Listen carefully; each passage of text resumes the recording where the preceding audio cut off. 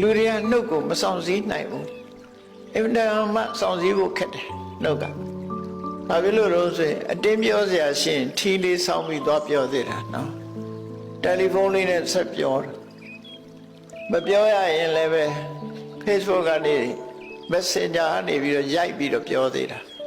မပြောရမနေနိုင်တာလေအဲ့တော့တင်ညတဆိုတာစောင့်ကြည့်ရမယ် Facebook ထဲလည်းရေးချင်တာမရေးရဘူးလို့သူတို့ဆိုလို့တယ်မကြည့်တဲ့နာတွေလည်းမကြည့်နဲ့မရေးတဲ့နာတွေလည်းမရေးနဲ့မပြောတဲ့နာတွေလည်းမပြောနဲ့လို့သူတို့တင်ညတစောင့်ကြည့်ရမြတ်စွာဘုရားကနှုတ်ကိုစောင့်ကြည့်ဖို့ဟောကြားထားတာအမှန်တမ်းမှတ်သားစရာကောင်းတယ်ကိုပြောတဲ့စကားတစ်ခုဟာအကြောင်းအရာမှန်ကန်တာဖြစ်ရမယ်မှားရင်မပြောနဲ့မှန်ကန်တဲ့အကြောင်း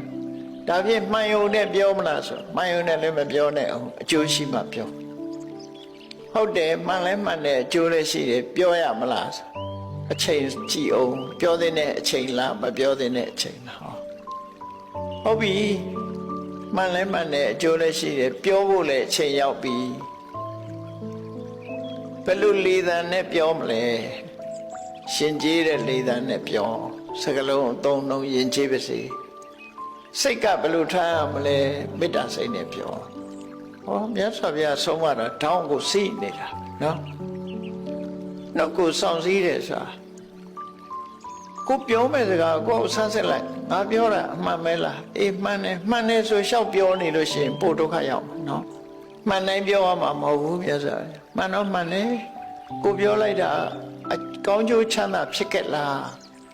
သူများထိခိုက်သွားတယ်မှန်တော့မှန်တယ်သူများထိခိုက်သွားတယ်ကိုထိခိုက်တယ်အကျိုးမရှိဘူးဒါမျိုးဆိုတော့ပြောရင်အကျိုးနဲ့အပြစ်ဟာအပြစ်ကပိုဖြစ်လာမှာဖြစ်တယ်